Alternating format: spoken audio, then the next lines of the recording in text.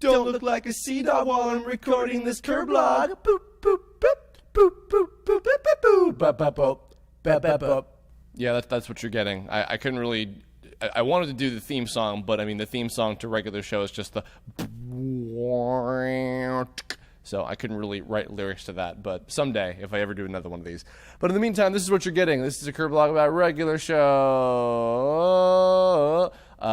This was not incited by a particular question, but I went to go see the regular show movie with Ben Diskin and his girlfriend Heather on Sunday night, because they are currently playing it at the Downtown Independent Theater in Los Angeles. So for those of you who would maybe like to go see it, I think you can still get tickets for the rest of this week.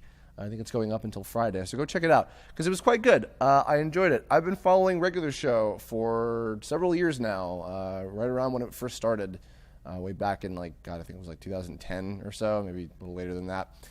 But, yeah, it started around the same time, obviously, as Adventure Time, and, those were both the kind of king shows of Cartoon Network at the time, and they've become mainstays by now, both reaching into the 100 episode ranges, which is really impressive, and I've still been following regular show for quite a while now, but I was a little in and out with it for a while as different things were coming up, but I've recently gotten back into it.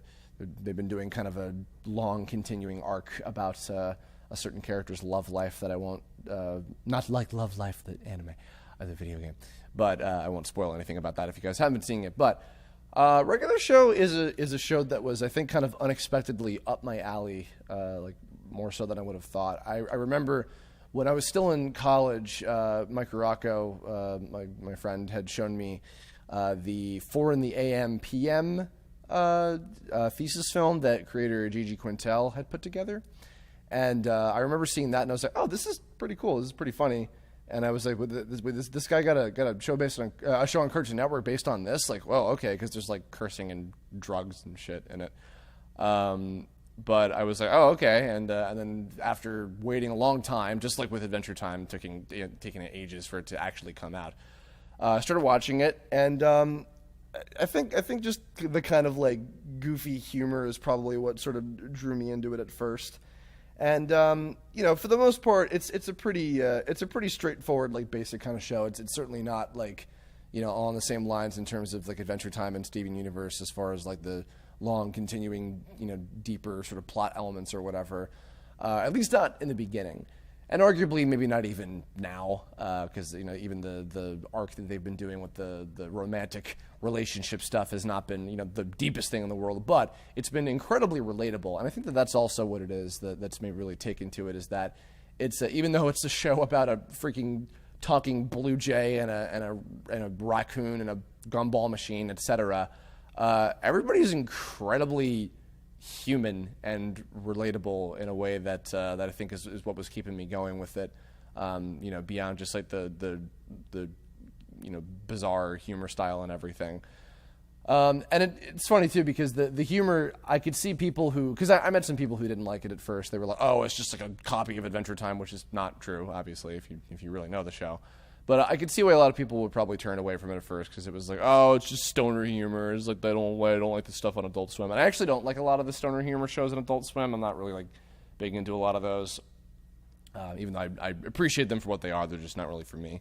But I don't know what it is. Just yeah, like the characters as the show moved along, like you really got to know more and more about each of them, and and they ended up having a continuing arc throughout the show, much more detailed than I was expecting for a show like this, and it was a pleasant surprise. It was a nice payoff for like following the show for over 100 episodes, and they ended up tackling a lot of like really like issues that I think that any of us have probably been through, even past like the romantic stuff, which has been at the forefront in the recent year with a lot of the newer episodes.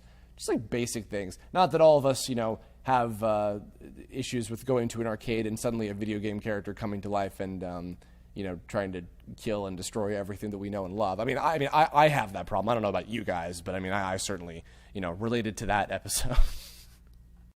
As far as the movie itself goes, I won't spoil too much, but basically, for those of you who might be interested in getting to see it this weekend, basically it, as many, I think, TV shows adapted into movies for animated shows often do, such as the Powerpuff Girls movie, for instance.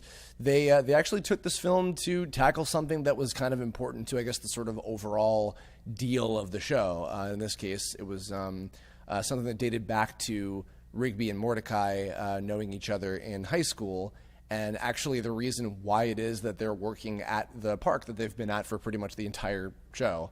Without getting too much into it, basically there's a lot of time travel involved. There's multiple iterations of pretty much all the major characters that we see throughout. There's a couple new characters, one in particular who ends up being the main villain. He's voiced by a celebrity who I cannot remember, unfortunately. But yeah, and it's got pretty much what you would expect from the show in terms of like the type of content and the humor and everything. It feels like, and I don't know if they're going to do this necessarily, but it definitely feels like a long episode of the show. It was about an hour and a half. I don't know if it was necessarily what I was going to say is if it's something that was designed like other stuff like the Futurama movies and junk where they could divide it up into individual episodes. I'm not sure if they're going to go that route necessarily. But what it does do, and this is also a good thing in regards to the show was always great at like making you feel like the world could possibly come to an end. Within an 11-minute time span, they could do these crazy, like, high-octane stories with, like, all these death-defying things, like happening at any moment, and it really made you, like, fully invested, and they definitely did that with this. They were, just having a longer time slot, and they've done, like, two-parter, full half-an-hour episodes before, but having this much amount of time allowed them to tell a little bit of a longer, obviously a long-form story.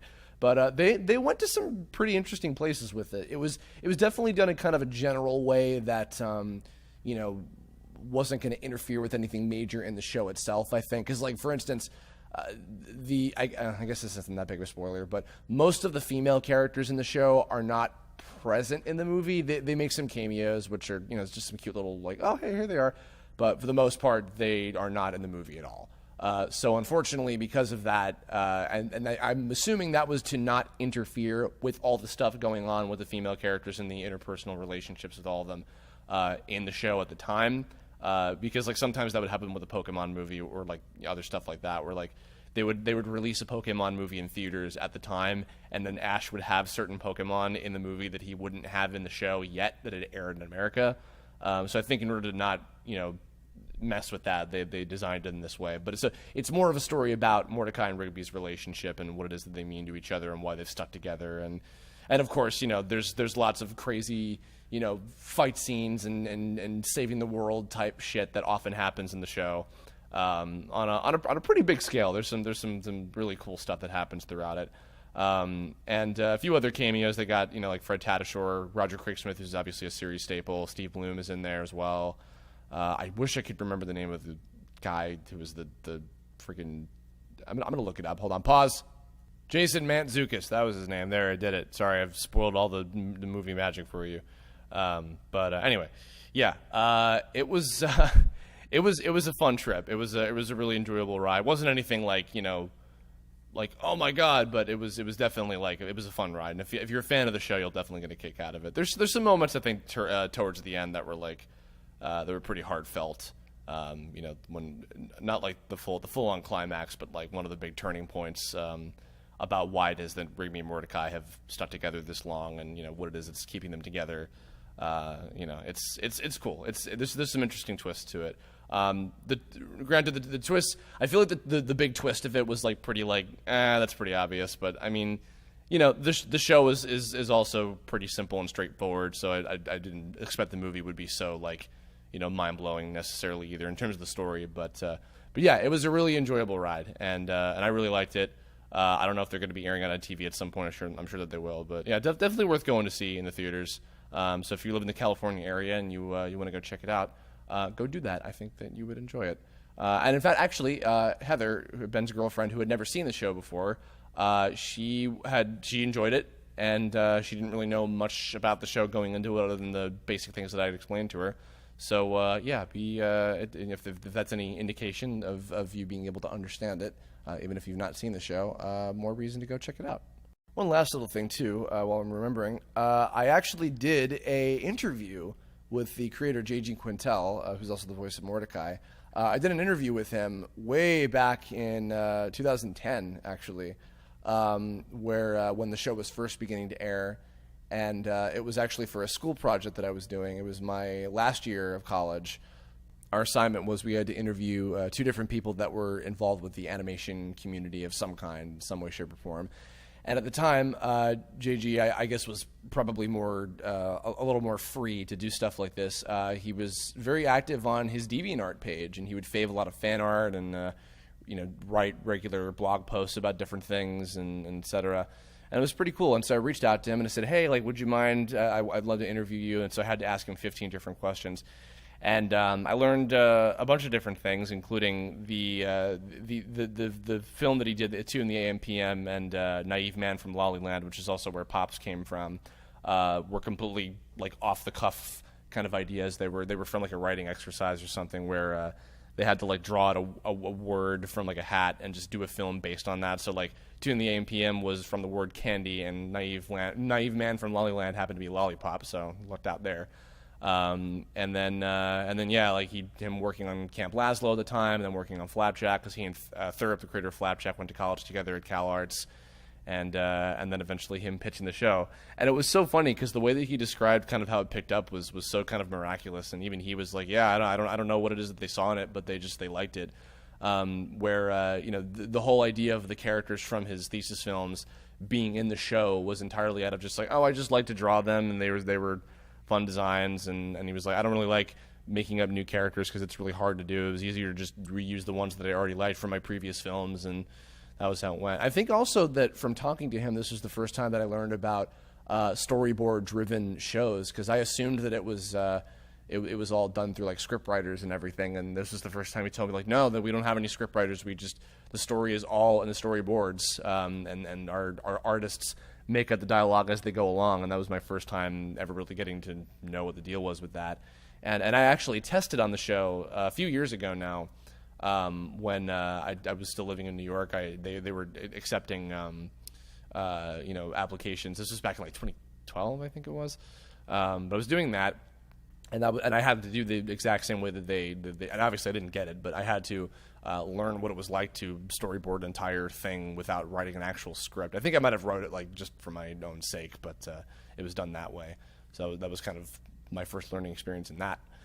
And otherwise, some other things about how like he was surprised at the maturity that would get through, and if in that very Trey Parker, Matt Stone kind of way, he would write something inappropriate. He and his team would come up with something inappropriate. Sometimes they would get back notes from the network to change it, and then they would come up with something even more inappropriate, but somehow that would get through, which happens with South Park all the goddamn time. Just the general tone of the show wanted to be really realistic and not, grading.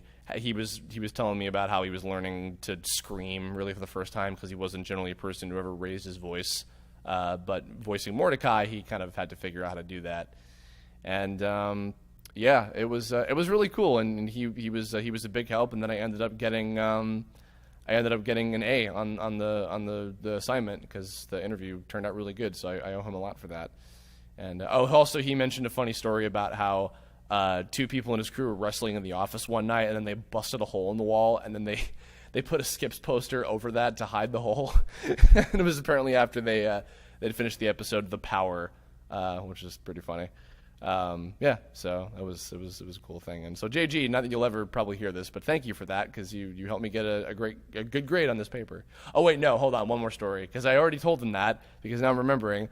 I did finally get to meet him very briefly in person at New York Comic Con. This must have been like maybe 2013, maybe, I forget exactly, but it was a Cartoon Network channel, and it was him and Pendleton Ward and a bunch of the cast and crew of Regular Show and Adventure Time, both up there.